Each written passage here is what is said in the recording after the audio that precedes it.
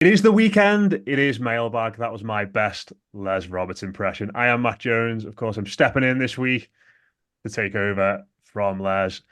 And this is the Blue Room podcast that we can guarantee will be more fun than a night in with the Tarkowskis. Joining me I'm through all of your questions I don't know if are that. Dave Downey. Dave, how are you?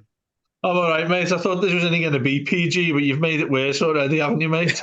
Said anything at all that is explicit or warrants us to tick a little box or anything? It shows you haven't been on this much, mate, because we have to take a break. And some of the things that come out on the break, like Les has to give a warning about it, doesn't he? So I'm not too sure what we'll hear at half time with this.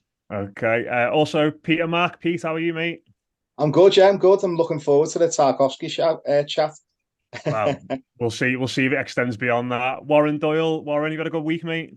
I refuse to see anything about this new Prime show involving said Tarkowski, so I'm not going to comment. But yeah, I'm all good, ready for another fun-filled mailbag. And I thought you lying in bed there. No, I'm what? sitting on the bed. I'm sitting on the bed. I'm not lying. If you're in bed and you've been watching the Tarkovskis, I'm a bit worried. No, I'm taking advantage of being able to relax after a long, hard week, Dave. And also joining us, very special last minute guest is Rob Vera. Rob, how are you? What's up, boys? This is a lovely. It's amazing to have you on. Rob got I lured into doing this podcast because in the Blue Room WhatsApp group, people were talking about films. yeah. And Yeah, I thought Patty was going to Sorry, join, and he was going to, talk about, of course, how the saddest film was probably his favorite film of the year, as he normally would be wont to do. But then he didn't end up joining. But I'm stuck with you guys, which is all right. I'm happy about that. No, Very good, kind. good to see all these lovely faces again. It's been a while since we've had a chance to catch up, guys. So thanks for letting me crash Mailbag this week. It's Yeah, wonderful. man. And we've got absolutely loads of questions, so much so that I don't think we're going to get through all of them, but I'm sure Les will get back to them all again next week. And just the one that I sort of put on the tweet, obviously this is in relation to the ongoing frustrating wait with our takeover and with our punch deduction appeal, both of which, as we record this now, have yet to been resolved. What's the most frustrating wait / delay you've ever had for anything? Does anyone want to go first with this one? Good I mean, start. the obvious answer is our trophy laden history not being met in the last 30 years coming up to now, isn't it? Which is horrible to think of and horrible to say. That's frustrating. Um, but other than that, it's always when when you order something that you really you've wanting to buy for a while and you're waiting and you're almost doing that Bart Simpson thing, aren't you? Where you're sitting at the front door where the post answering the door to the postman or the postwoman every day, going, where's me parcel? Where is it? And then eventually it comes. I've had that a couple of times happen, especially when you wait for something. But yeah, no, our ongoing wait for the trophy is very frustrating, and I think it's going to be a bit longer as well, Matt. Hmm. Rob, you travel a lot. You must have had some nightmare journeys, delays, wait around.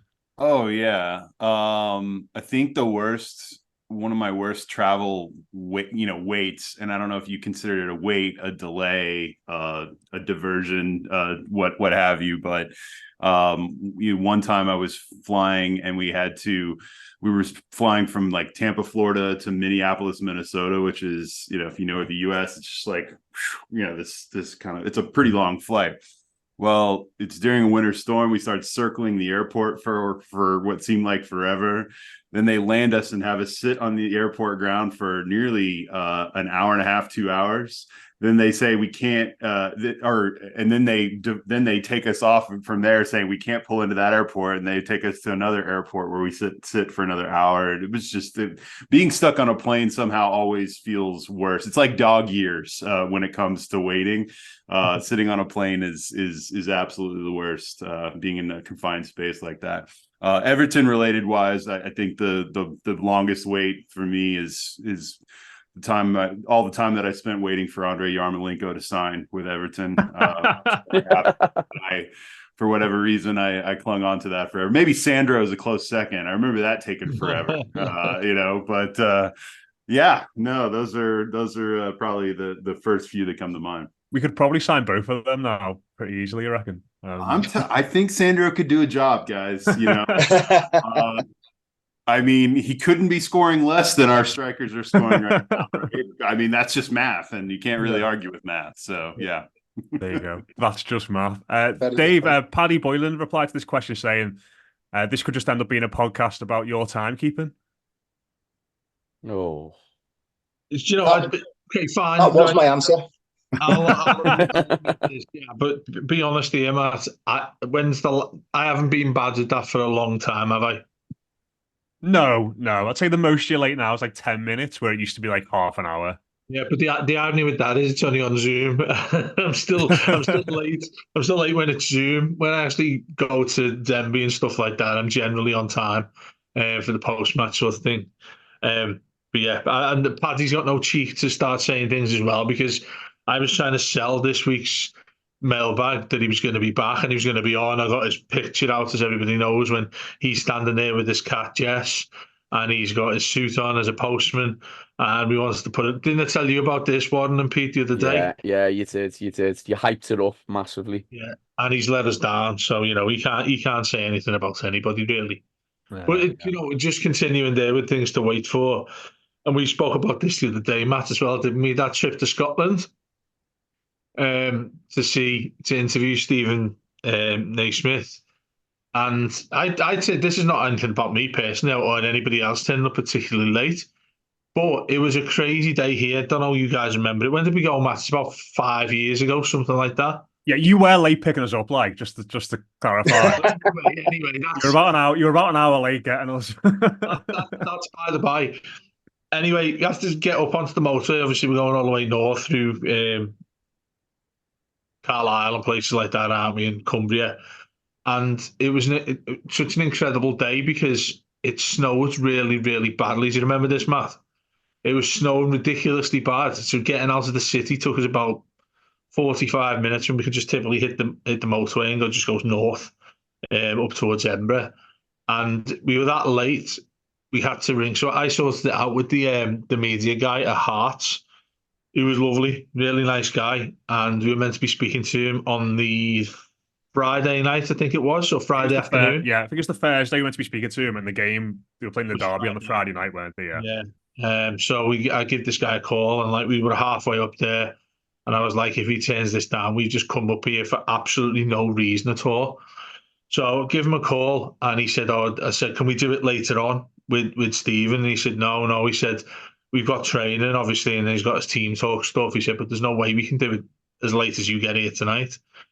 And we were getting up there devastating, and then we got there, called the guy up again, and he said, oh no, Stephen said he'd do it tomorrow with you on the day of the game. And how nice that guy was. As a professional player at that level, a Premier League professional footballer, we went to see him at their version of St George's Park in Scotland, which is probably better than St George's Park, by the way. We went to see him, had as long as we wanted with him, doing all sorts, pod-wise, photos, talking about Martinez, all sorts of different things. We spoke to him, and what a stand-up guy he was when we got there on the day of the game, though. And the guy come up to us, the media guy come up to us and give us 3 tickets for their derby at Hibs, which I don't know if you'll know this, Rob, because excuse me for saying that you might know, but the Scottish derby up in Edinburgh is Hibernian versus Hearts, and we got tickets. The away game against Hibernian was the night that he was playing for Hearts. So we got 3 tickets in the away end, didn't we, Matt? And the level of language, the level of language they've got in Scotland it's unheard of. Like I can't explain how these people speak when they are outraged about something. Yeah, I've spent time with Keith Tomlin, Dave. So I'm yeah, exactly, mate. If you need to, he'll probably explain it to you in the space of 5 minutes. But it was a really good time we ended up having, and that was when being late actually worked out even better than what it would have been, really, Matt, wasn't it? Well, sort of. We'll park that there. Pete, what about you, mate? Anything spring to mind? Well, as I say, my answer's already been kind of spoiled, because I was going to say Dave Downey. When have you had an experience that being late for you? I remember once, Dave, and I'll have a look through our chats where we were supposed to do a pod on a Sunday night, and half an hour before the pod was about to start, you said, "Can we do it tomorrow morning?" So Monday morning, this went into. I set my alarm, got myself up nice and early, ready for this podcast, and then you text me half an hour before it was meant to start again to say, "Can we do it later?" This went on till Thursday, right? It went till Thursday. He was 5 days late, Matt. He was 5 days late for a pod. That was something special. Like, I mean, yeah, I've got the evidence in our chats, Dave. I'm just glad I'm not the only one. I think I've done it with each of you, to be honest with you. I think each of you had that sort of thing with me. I don't know, Warren, would you say you've had a moment like that with me where I've just said, "Listen, mate, can you do it tomorrow?" I've done it a few times where I've said to you both, "Could we do it first thing in the morning instead?" Because I fell asleep. You've done something. You've done it where you've gone, "Look, do you mind doing it tomorrow?" I must admit, Dave, and I know everyone's taking cheap shots at you there, but I must admit, when you message me and go, "You're right to do a pod at 5," I do make sure I'm ready for 1:15 because I know that's where I'm starting. So, but I'm sorry, mate. I'm sorry. The Dave Downey time tax. Well, I always say, if anyone's seen the film Snatch, and you know the guy who's in the background making the sausages, and he goes 2 minutes Turkish, and he says, and he goes, "It was 2 minutes, 5 minutes ago." That's Dave, because Dave will. We won't hear anything from Dave all day. We know that the pods are 5. Then at 5:10, he'll text us saying, "Won't be a minute, lads. Just setting up now." And then it'll be like 5:45, and all of a sudden the link will come up. But then the cheek of him, he'll phone me and be like, "Hurry up, lad." No, you are crap at that, by the way. Warren's normally straight on, you'll know when you're doing this Zoom, Matt. Don't shake your head. I'm just so happy that I'm not the only one who's experienced this. The funny thing was, the ironic thing was, I was the last one to get here for this show as well. You did it today. You texted me saying I'm going to be 5 minutes late. Yeah, but no, I'm nowhere near as bad as I used to be. That's a fair comment, isn't it? Right. You're on the right track. I'll put it that way. But I didn't know about these dalliances with 5-day delays. Matt, Radio City Tower, Matt. I might have to reappraise my view of your timekeeping. Anyway, we'll move on from that. We had a few responses to this one. JM1878 said, "The ball boys / ball girls at Goodison, we are losing. They just walk to the ball or don't even get off the seat." I know Keith has raised issue with this in the past of a podcast, but does the weight that the ball boys and ball girls take to get the ball at Goodison annoy anyone else? I don't get this. I've never really noticed it. This must be like a certain subsection of Evertonians who see. I don't notice this. There was a game we lost recently, and I think Keith was very unhappy about things in general, and he just went off at the ball boys and ball girls for taking too long to get the ball back into play when we needed it. Matt, were these instances where we were behind in the game? No, but when we were trying to get a goal, we lost the game. I think it might have been the Luton game in the cup. Yeah. Well, yeah. No, they've got to hurry up. But I guarantee that there's a decent chance that they're taking exactly the same amount of time they always take, but you just notice it way more when you're down by a goal and you need the ball back in play as soon as possible. But yeah, no, that seems like something Keith would get annoyed at. So that tracks. We've never reached the standard of. Do you remember the Southampton game when Radzinski scored twice in the last kick of the game? Ball boys that day were on it, because I don't know if you remember, even in the commentary. Even in the commentary, Andy Gray was like, "Got to give the assist to the ball boy," because it went out and the ball boys just launched it. I think it's Steve Watson's head. Steve Watson's caught it, thrown it down the line, and we've got the goal from it. So I think that's the standard and that's the precedent that needs to be set now for ball boys at Goodison and ball girls now. I feel like, did Mourinho do that once where I think it was when he was at Spurs, I think one of them threw it to a player and he scored there quick and he made a massive point of going over and thanking him. It was like Klopp as well, wasn't it? When the infamous Klopp kickoff, when I don't know what that ball boy said to this day, but he was fuming with him, and the ball boy just going up to him and putting 2 fingers up to him, and Klopp was absolutely fuming with that game. Clapping, wasn't he? He was just clapping, yeah. Was it? Yeah, he was going like that though and clapping. Yeah. There's definitely sign of that happen again when they come to Goodison again next month. But the thing that got me with them as well was, they got rid of the statistics. They got rid of the thing where they were allowed to put a load of balls on each cone. around the pitch. There was like a half a dozen of them. They stopped doing that for that sort of reason of like time wasting, or if you remember it correctly, Hazard had a kickoff with one of the ball boys away at Swansea. They met each other the other day, didn't they? For like a feature. Oh yeah, the best mates He's a now. billionaire, isn't he? Yeah. I wonder, he's a billionaire now. Yeah, the publicity from it, that kid would have been made up because he proper kicked off trying to grab the ball off him. So I don't know whether it was a thing where it was associated with the ball boys and ball girls, but you remember they had that, and whichever ball you're closest to, someone could just run and get it and carry on with the game.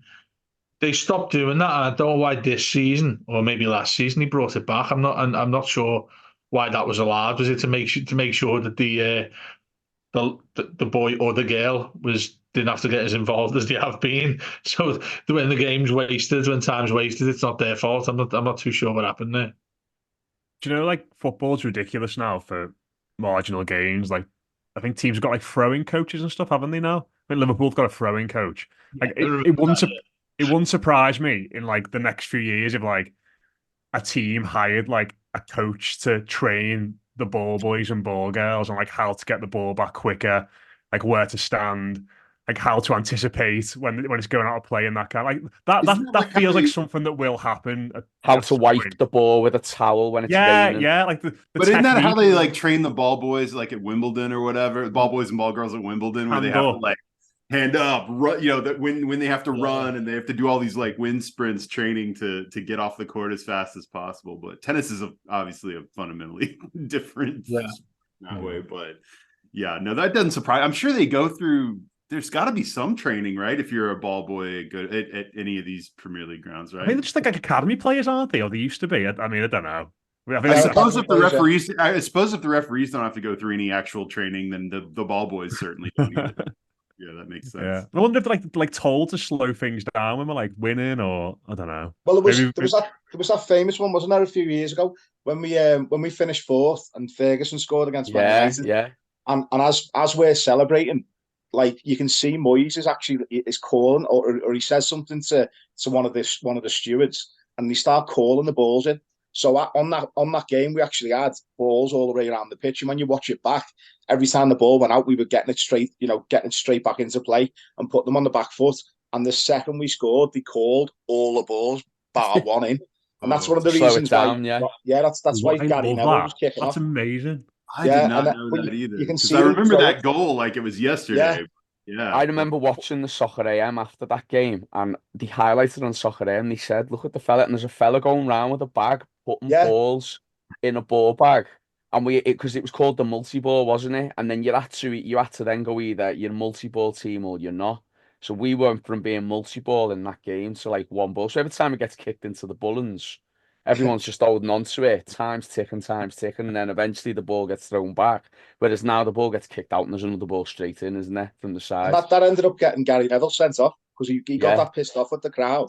He ended up booting the ball at someone in the family enclosure. Yeah. It's hilarious, that game. Amazing. We did have a couple of other responses to this one. We've had a GT4S 1878. The most frustrating thing to wait for is a winning lottery ticket / Derby trophy. And Tangled Up in Blue said, waiting for a new Star Wars film after Return of the Jedi. PM was not worth the wait. I don't watch Star Wars enough to know what that even means. So. Phantom Menace is what he's referring to. Okay.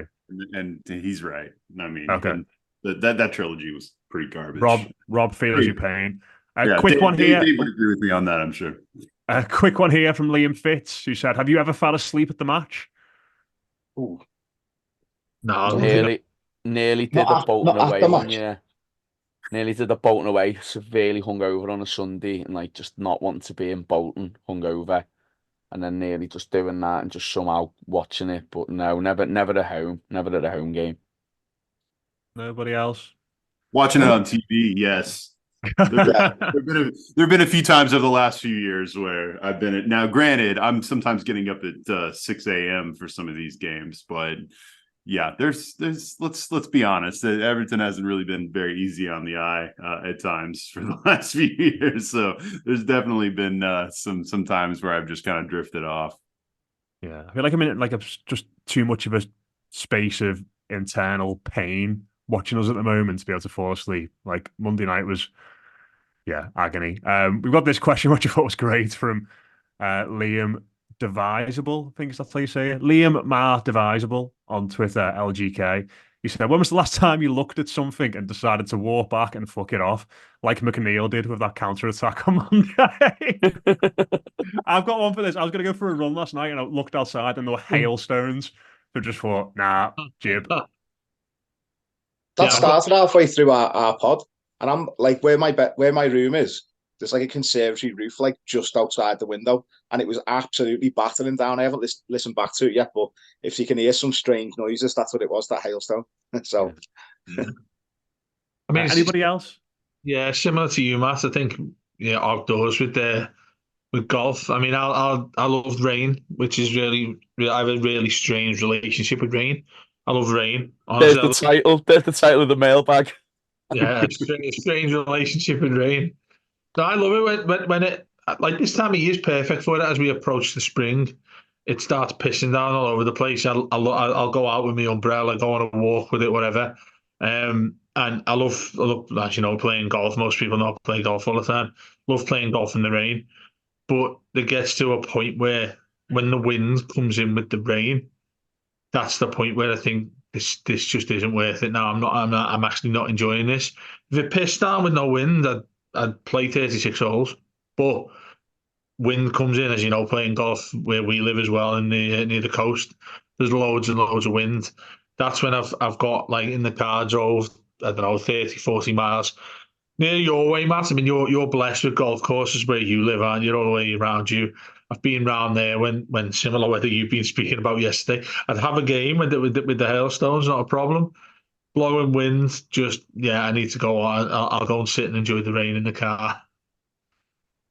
Matt, Rob? for me, it is anything having to do with a long line associated with waiting for food. Like if I go to, let's say I'm like, all right, I'm gonna go to this place and grab lunch or whatever. If there's a line or if I have to wait long, I'm just like, I'll just go somewhere else. I refuse to. What's the threshold, Rob? Like, are you talking like 10? There's 10 people in the line. Is that? Or are you thinking 10 more? people's fine. But once you get into like 15 people in the line and you know you're going to the kind of like take a barbecue place here in America, like you'll always get at lunchtime someone in the line, and maybe at a coffee shop, the same thing. With someone in line is ordering for 5 other people, and they're like, "Hey, I've got this list here, and I need you to ring these all up separately for me," and all of that. I hate waiting in line for food, breakfast especially. I like breakfast, but anyone who waits in line for breakfast is a sucker. I just don't think there's any point in waiting in line for breakfast. But yeah, that's anytime I see a long line, I'm turned off. Just generally speaking. Any other answers for this one, Warren? Anything come to mind? I'm the biggest get home from work, had a long day. Right, I'm going to cook something really nice tonight, and then you start opening the cupboards in the fridge, and you don't see much there appetizing. So I'm just going to get a takeout. I'm the biggest one of them. I do that a lot, and I spend far too much money on takeaways and just going out for food rather than just getting my arse into the kitchen and cooking it. That's my biggest one. That's my Mcneel style. You know what? Mcneel. I love that to become like common terminology. There's one which I hope will be sorted with the new ground, because where I am in the main stand, we've got like the tiniest, smallest little hatch where we can get all our drinks and refreshments and that. And honestly, there's just no point. It used to only be for a really small section where we are, but then they opened it up and they sort of like moved more people into our turnstile. So there's this like tiny little bar where everyone gets their stuff. And honestly, Everton just lose money hand over fist because no one can actually get served in it. You know what I mean? So yeah, I've given up there a few times. I've got in there like half an hour, 40 minutes before the game to go and get like a cup of tea, and you just haven't got a chance. So yeah, that hopefully Bramley Moore will sort that out. I mean, there is an issue over in our country here, Rob. Well, you've experienced it anyway because you come over most seasons. Going to somewhere for food, and the worst one I think you guys will probably know is Nandos. Going to Nandos when it's busy, Like if you went to Nando's now, what are we, 5:30? If you went to Nando's for your tea tonight, I guarantee you, you'd be sitting outside or you'd be sitting inside waiting for the table for about half an hour to an hour. The staff are abysmal because they're all 16-year-old kids who get about £3 an hour. When you order your food, there are all these little things you can get now. We did it the other day when we went for something to eat. Then we met with me, you, and Les. Where is it we went? Oh, Duke Street Market. Yeah, it's lovely there. But they have the little QR things you can scan now. But even they cock up that in Nando's as well. The amount of times me and Haley, we've been sitting there. What do you want? You go on that, you pick, it's all digital and you pay for it. And you'll still get someone coming over with some, some sort of, I don't know, peas or something like that. Or, the vegan stuff you can get in Nando's, which is the most pointless place to go to. Nando's is poor. Do you know what? I've got something here, and there's got to be a name about this. I've got a £10 voucher for Nando's because, and this is about last month, the toilet was broken. And by the toilet, I went in to use the toilet and there was no toilet roll. And they've got one of those, I don't even know why I'm saying this, but when you go into the toilet somewhere, wherever, sometimes they have those big metal things on the side of it. Stop shaking your head, Matt. I don't know how we've ended up here. That's all. I've missed the David Downey yarn more than anything. I'm trying to tell you about it. I'd probably just go outside instead of going to the toilet in these places. When you've got them metal ones where you have to pull the tissue out little bits one by one. Yeah, thanks, Rob. You're doing that. That was empty as well. So I ran outside. The people caught short, So I ran outside. Place is absolutely heaving. And I said to the girl on the telly, I said, have you got some toilet roll? She looked at me like she's never known what it is before. I said, the men's has got no toilet roll in it. She said, oh, I'll be round there in a second. She didn't come round in about 5 minutes. There's a couple of fellas waiting to go to the toilet. There's one cubicle to go to the toilet in Nando's by mine. And we're waiting for ages and ages and ages. So I decided to go in and I just ended up booting it down. Like I just couldn't stop punching it until it opened up. And inside it was an extra toilet roll, and I was fuming. I was seething with them, and I said, so what I did was it destroyed our meal. We're sitting there, and I'm like, I don't want this now, and I want to go home. That toilet's wrecked my evening. So I sent I sent a complaint to the emails, and I got a reply the next day saying, sorry for your experience with us. Here's a £10 voucher for the next time you go. So, next time you go to Nando's, make sure you check the toilets. I don't know how Les does the show every week, honestly. That's why he doesn't ask me anymore. He only asks me like once every 4 months. Yeah. In totally unrelated news, did anyone hear about the guy in Nando's a couple of weeks ago who's walking around with his pants down, asking for toilet roll? Was it Dave? It was Dave. Oh my Hasn't God. been caught yet. Oh, he's on the loose. He's at large. On the loose. Oh my God. Incredible. John Maloney, how often do you think Dyche trims his goatee? Oh God, every day, gotta be. Half time. That picture Les put up with the David Squires cartoon where he's putting the glass around his mouth and it's just trimming it. That was brilliant. It is very what's the word when you look after your beard and everything? What's it called? Not pedicure. What's it called? What's the word I'm looking for? Not having a shave. No, what's it called? Where you look? Oh, people are screaming at the thing. Anyway, he takes care of it very well. It seems to be Like yours. well. You take care of yours. Well groomed. Well, that wasn't the word, but yeah, he's very well groomed in this area, isn't he? Very, yeah. I can't imagine him like in the mirror, like finding like all the little like bits and stuff, like doing it very gently. That's what you can use depending on the type of beard trimmer. And I'd like to think, he can afford a relatively nice beard trimmer that if you put the right kind of extension on, he probably does this. He may do this every day or every other day and get it to the exact length that he wants it. But I don't know. He's got more of like his goatee is like a hint of a goatee. It's very, it's not long at all. It's very just like what I could grow in 2 days by my if I'd shaved off my whole beard. I feel like. Well, I feel one the other day. You can't see this because I'm blurred, aren't I? Hang on, let me take this off right there. Have you just gone and got your razor? No, I have it next to me. So hang on, I'll take that off. Why? Why have you got your razor when you're recording the podcast? You never know when you're going to need a razor while you're recording a Got it next to me. Can you hear the noise? Why is that No there? idea, it's sitting next to me. But this one that I got, it was quite expensive. And how good's this? Look, it gives you how many things it's got left, what amount of percentage it's got left. So you don't have to bother charging it at times and stuff like that. Did you have that ready because you saw that question? Like, what's it doing there, like on your living room couch? My brand new box, your different level of clips and all that. Please tell me this is going on YouTube, because I really feel like this is just it will be. If people are listening to it, I don't know. I want them to think about what we're doing with the noise. You can't hear it, thankfully. Just painting a picture, people for all listening to this. Like Dave is clearly like sat in like his living room or his front room with like the stairs behind him. Like, yeah, I don't think you should ever bring a razor downstairs. It's an upstairs item, isn't it? I was gonna go a step further and just like shave my head a bit more in front of you, but no one wants to see that.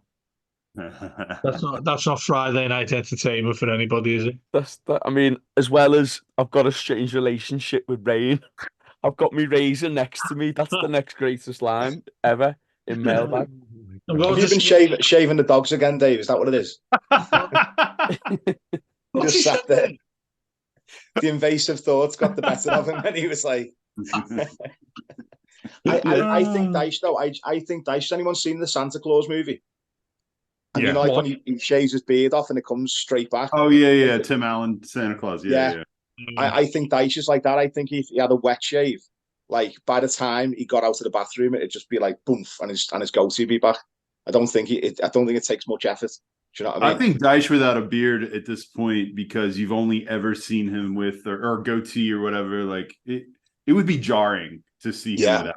It would be, you would feel like some accident had befallen him, clearly, if that was gone, it would just be strange. So yeah, but it's interesting that he's never have you ever seen Dyche younger? Did he have like or when he played, did he have the same goatee? I can't remember. For me, he had like more hair when not like loads, but like you could see a bit of hair when he played as well.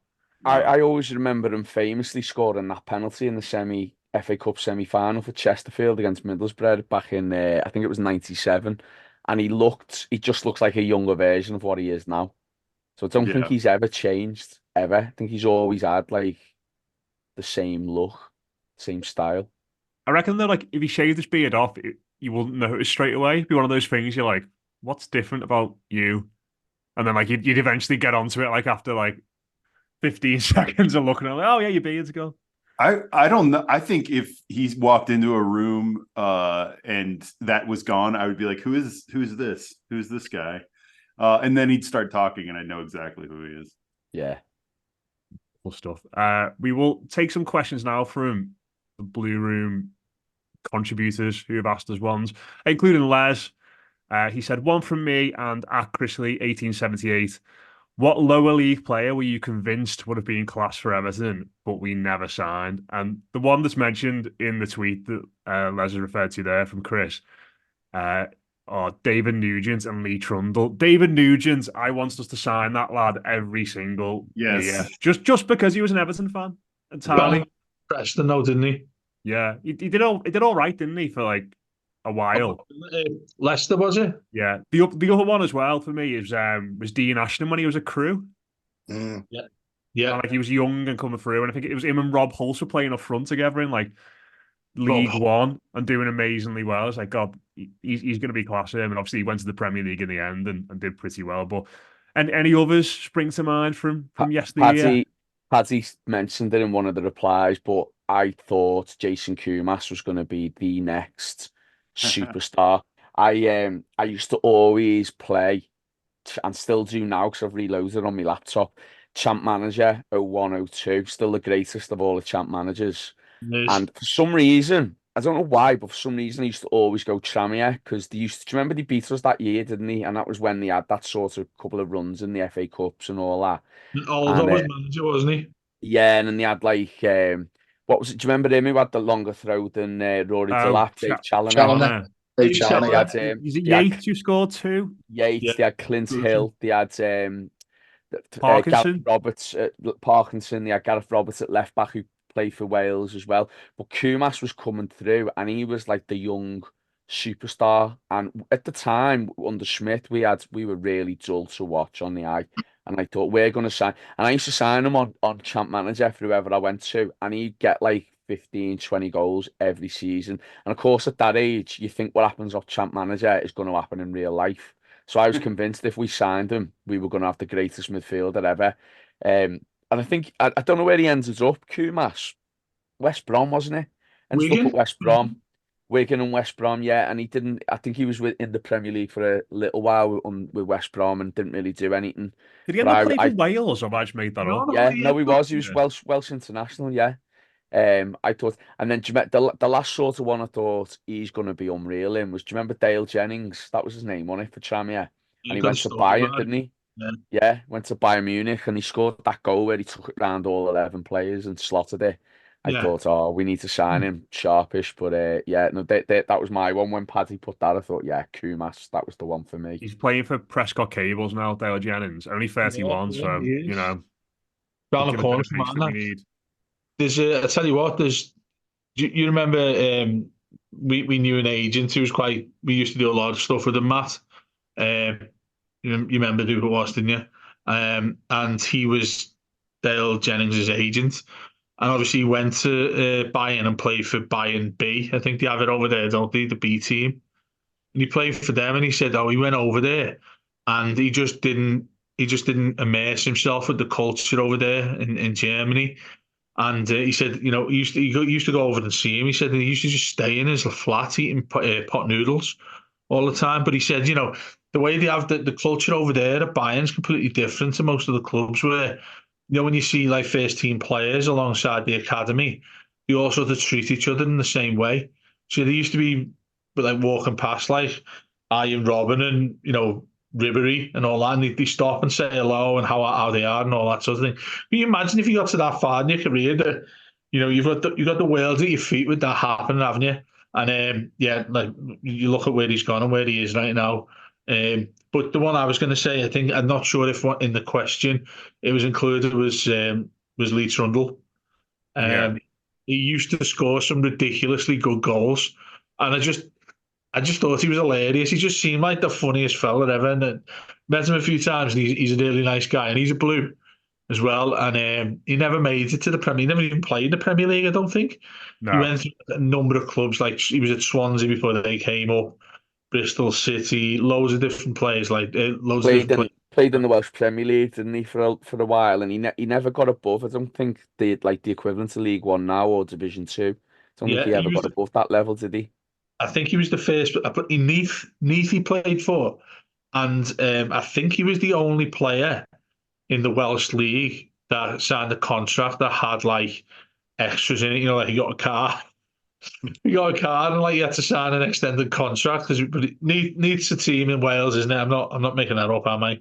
Well, like a bonus if he won the Ballon d'Or or something. that level at Welsh football. Am I right in saying the place called Neath? I've got no Yeah, I idea. think so. Someone Google it while we're talking Go about on, this. I've got my iPad here. Can I just ask Rob? Rob, do you know? Have you ever heard of Lee Trundle? I don't know if it sounds familiar, but I also think that could be just a completely generic made-up English name that sounds familiar because it sounds like someone. So when we finish this, because if David said Lee Trundle, that guy that used to be my roommate, I'd be like, oh yeah, sure, that sounds like when we finish this, Rob, genuinely go and Google Lee Trundle goals or put it in YouTube. Yeah. And watch it. Like he used to score like incredible goals every week. Get him in here. His skills as well, though. He was Yeah. ridiculous. But do you know what the mad thing about him was? He wasn't built like someone who you'd expect to be really skillful. He was ridiculously skillful. And his first touch, to be fair, I think he still plays a bit now. He's always doing like the the charity match circuit, isn't he? And the seven-side Legends games. How old is he? How old is he now? He's 47, 47, and according to Wikipedia, he plays for Mumbles Rangers. So I'm guessing they're a team in Swansea. But Dave, you're right. Between 2010 and 2012, he played for Neath. 26 goals and 59 games. Yeah. Just on that, right? This is a bit mad. So don't ask me how I know this, but when he went there to sign a contract, he was given a brand new, what's the type of that, Porsche? He was given a brand new Porsche by Carlton Cole. And so random. People are going to think I'm bevy doing this show tonight, but honestly, that happened. He ended up getting a brand new car from Carlton Cole, and I've no idea how, but that shows you the level he was at, how highly thought of he was in the Welsh division. But going back to what you said about Nugent, I used to think like they're similar types who would never quite make it in the Premier League, but you wouldn't mind seeing Everton with them at some point. Yeah, Nugent would have been mine, Matt. That's the one I feel like, I heard about so many times. And I think I was along the same lines as you, Matt, which was at that time, well, he scores a lot of goals and he supports Everton. So what are we doing? What could go wrong? What could go wrong? Nothing. What an opportunity missed. Any other shouts before we move on? Chris Eagle, was it? Chris Eagles, God, yeah. Eagles, that's it, yeah. And we were linked with him so much. And he was one of the original, Midar saw him in the Chippy shouts, wasn't he? Like everyone was going on about how, everyone just seeing Chris Eagle coming out of Finch Farm and he had like the personalised reg with Eagles on it. And it was like, come on now. I think it was around Riquelme. It was brought up before Riquelme. It was around that sort of period where everyone suddenly knew everything. He was a bit of like a knockoff Beckham, wasn't he, Eagles? Yeah. I think everyone sort of thought. But I remember he scored in that 4-2 game. Remember when Fernandes scored and then Rooney scored after Ian Turner dropped the ball? Yeah, I think he scored the fourth in that game. So he scored as well. That really good goal he scored in that game. Yeah, it's just cut in, didn't he, from the left.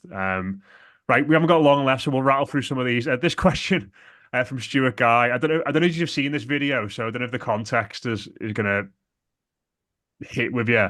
But he said, in terms of mansplaining, how long do you have to have done a sport for in order to consider yourself an expert? Is it 20 years?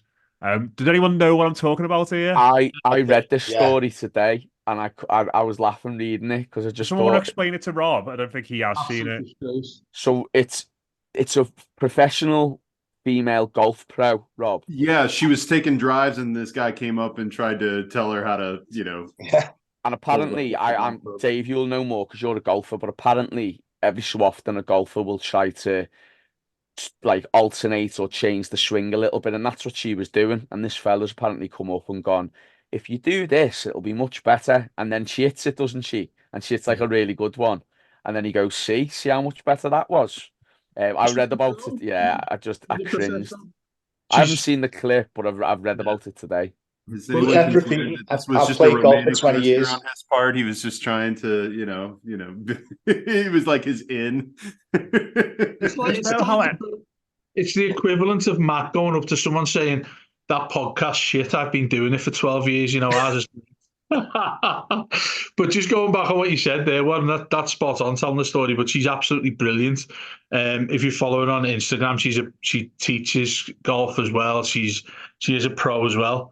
But I've had a lot of stick about this because apparently it sounds like me who said that. It wasn't you, was it?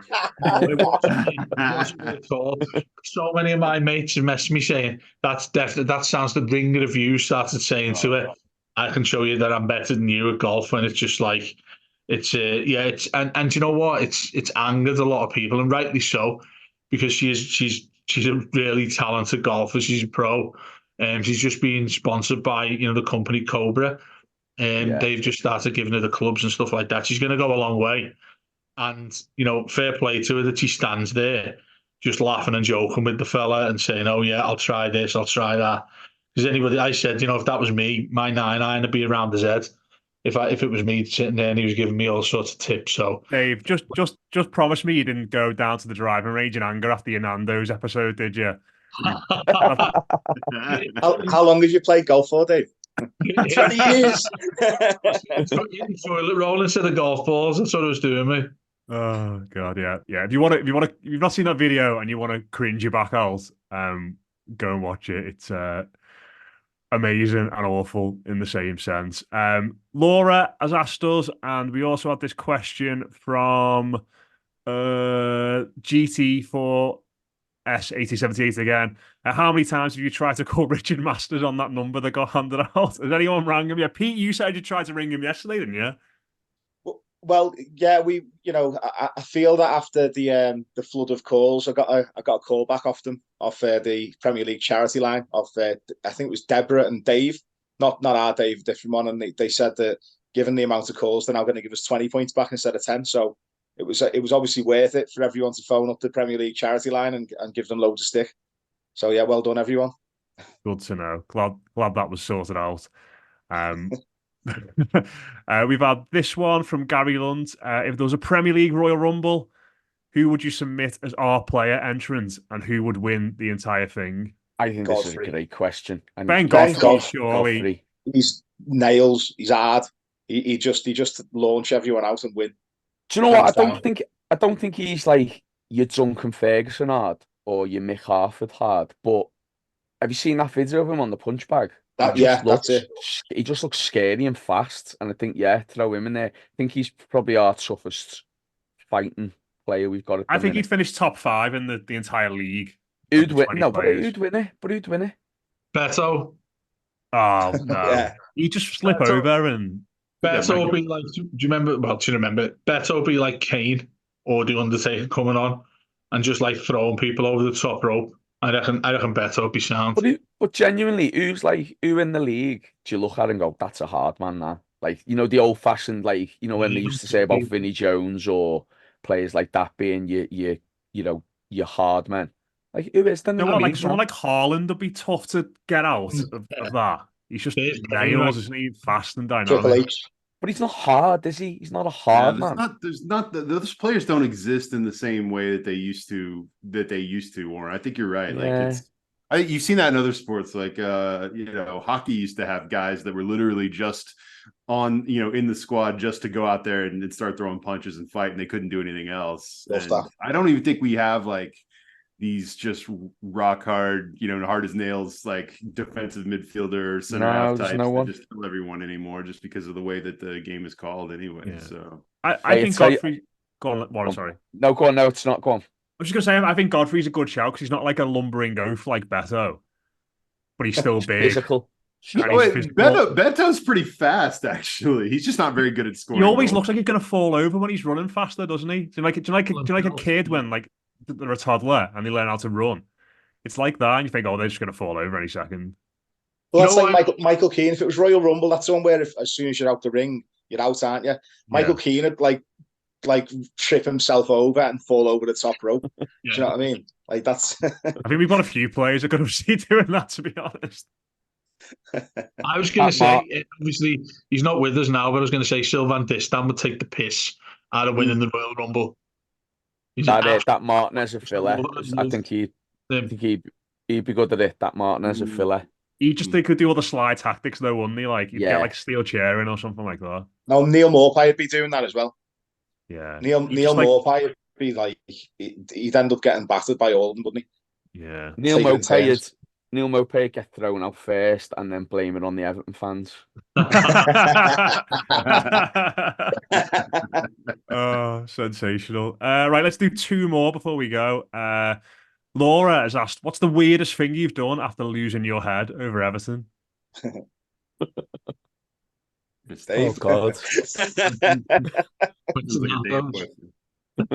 Probably said some mad things on podcast. I've never slated the ball boys, admittedly. I've never gone that far, I don't think, but I remember. The first thing I ever did after a win, Matt, was do snow angels in the snow when we beat. Oh yeah, during COVID when we beat the Reds at Anfield. But yeah, I remember.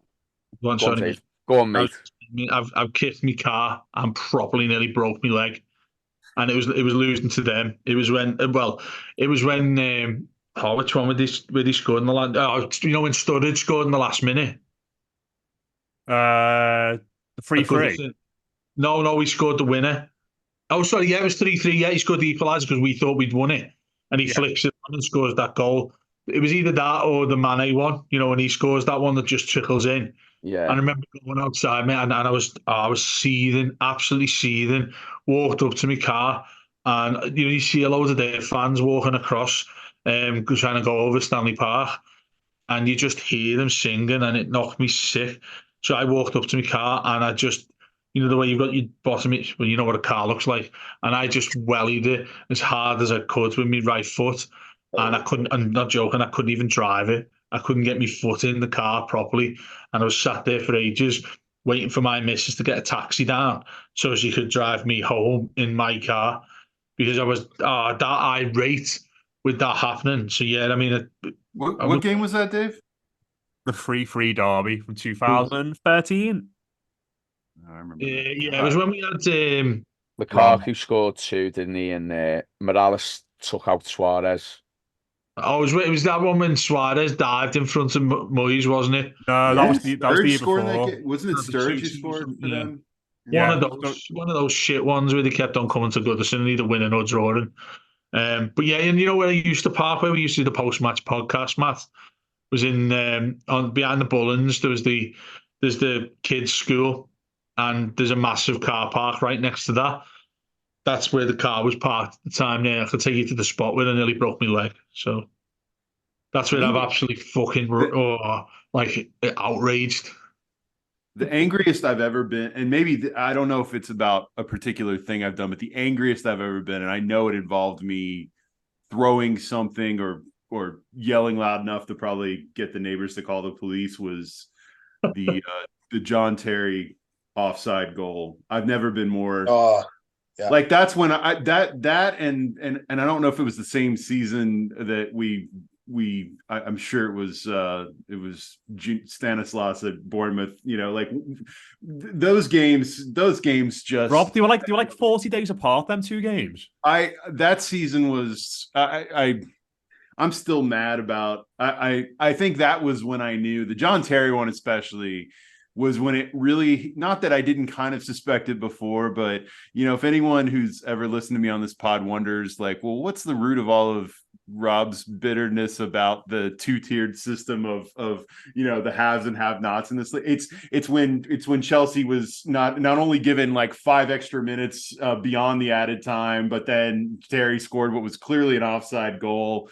And and then VAR has only just come in and reinforced all that stuff. But that Chelsea, that game, I've never been more angry. That's got to be a top 2 or 3 in my life angry at sports moment that I've ever had. I'm still pretty aggrieved about it, to be honest. I think Funes Mori had scored. Yeah, I feel like it was Funes. Was it Funes Mori who had scored right before Morales scored and Funes Mori scored. Was that the game when Funes Mori had the headband on and someone robbed his headband? Oh god, yeah, that's what happened. So he had a headband on because he banged his head in the game. Yeah. And then someone in the crowd took his headband when he was celebrating the winner to put his 3-2 up. And then people were kicking off at the fan for taking his headband off because people were saying, oh, he didn't challenge for John Terry's header as well because his headband wasn't on. So it's the Everton fans' fault again. Like, oh god, yeah, I forgot about all that madness. What a game. How did we not win that game?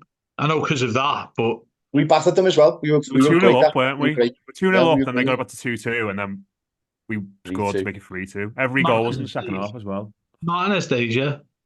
What was that? Second season. Yeah. Second season, God. We will finish off with this one. Maggie's asked loads of questions, but in interest of fairness, just giving everyone one each. I don't know how Les does things. But it's only just Maggie's mailbag. Yeah, if you've got complaints, Maggie, just the Maggie rounds, yeah. To be fair, he always has a load saved for the following week, so it's fine. If you've got any complaints, Maggie, just Les is back doing this again next week. You can send them all to him. And just to bring this full circle, she's asked, how should Sean Dyche appropriately deal with James Shagger Tarkowski? What do you think he makes of all of that? Well, he's already captain, isn't he? So you can't. I don't know what else. You're trying to suggest he should be like. So you think he should be promoted for this as opposed to demoted? Well, I think that Dyche has got to take some credit because he always talks about being Dyche fit, doesn't he? And by all accounts, James Tarkowski has got stamina. So I think Dyche is probably very proud of him. You know, yeah. I think there's worse things footballers could be doing in the spare time. That is true. I think. I mean, it's not something I'll be tuning into, but it's harmless ultimately, isn't it? You know, say lying on your bed again. Yeah, lying. You're rubbing the bed. You're rubbing the bed sheets there. You can't see what's on the other side of that camera. Turn my camera off. But No, look, I think it's a disgrace. I think it's a disgrace that he's doing it's that. Not a disgrace. It's a disgrace, mate. It's like watching the Kardashians and all that crap. Why on earth is he doing that? He's a professional footballer. Neither of him and his wife need any sort of financial given from, was it Amazon who do it?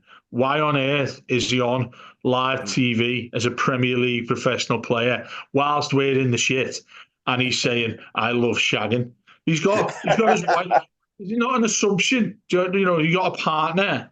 That's generally what happens in life anyway. Like people have kids and like you just like that's the way life is. Why he goes on Amazon and needs to sit next to his girlfriend or his wife, who's just had a baby, by the way, hasn't she? Or something like that. I have no idea.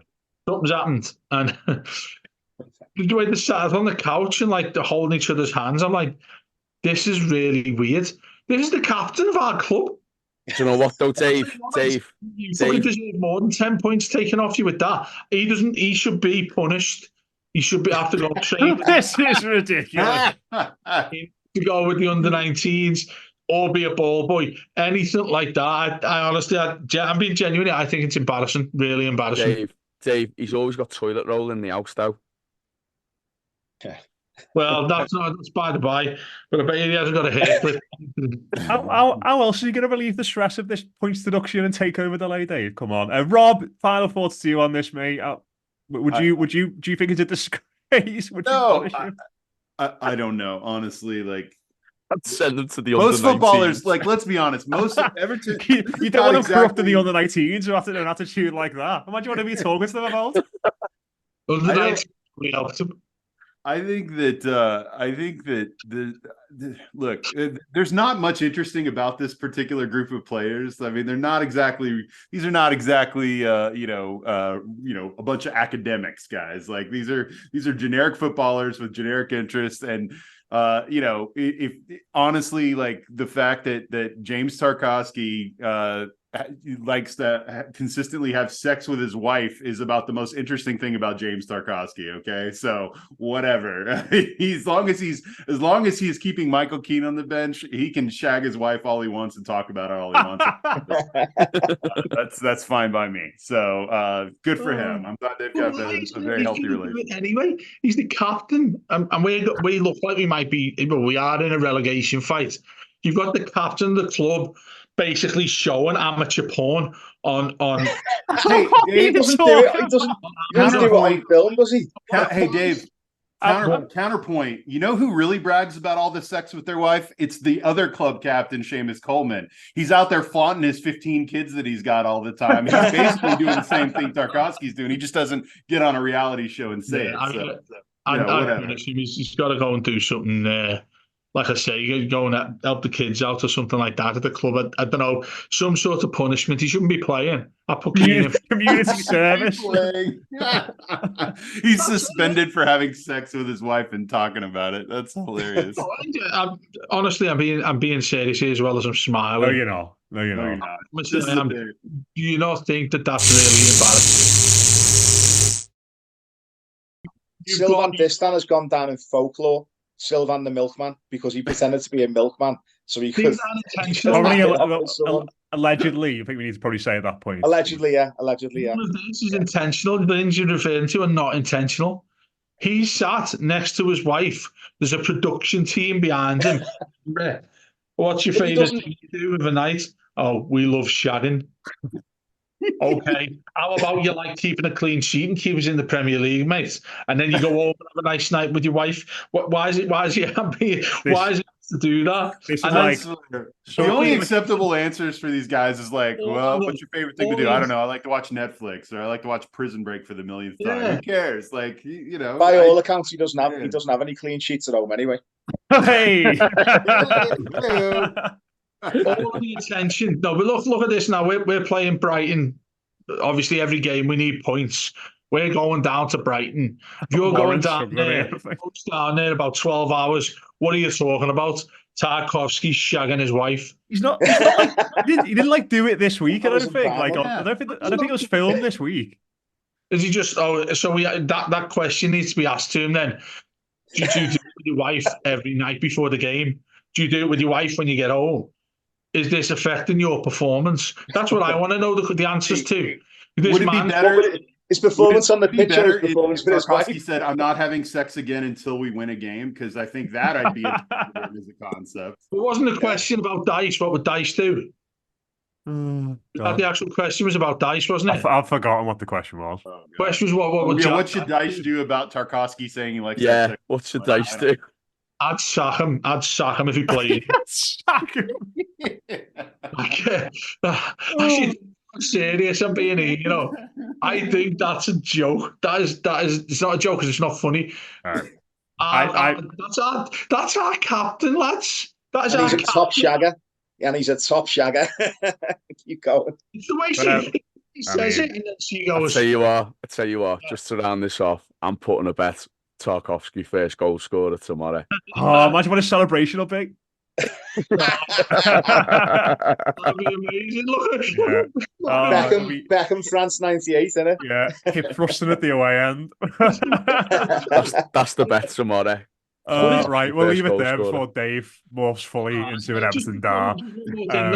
No, you've said enough. I'm cutting it. Right. He sits there and says it, and his wife goes, "Oh right, yeah." That's it this week on Mailbag, everybody. Thanks for tuning in. That has been a really enjoyable hour. Cheers to Rob, Warren, Pete, and especially Dave today. Dave shaving his beard. Finish off. Shave the dog again. What a wild ride. Very quickly before we finish, predictions for tomorrow. 1-0 Tarkowski. Rob? We're going to go up 1-0 and then lose 3-1. Pete? 1-0 Tarkowski. Let's go. Warren is right. Dave? 3-0 Brighton. I'm going to go 1-0 Tarkowski as well. I think it's written in the stars this week, and I can't wait to see the celebration. But yeah, that has been Mailbag. Les will be back next week. I'm sure you'll all be delighted to know. But cheers for all your questions. If we didn't answer them today, we will do it next week. Paul Warren, I don't know. I'm worried about Warren here. I feel like you're going to explode when we get off this call. But cheers for tuning in, everybody. We'll catch you again soon. Up the Toffees.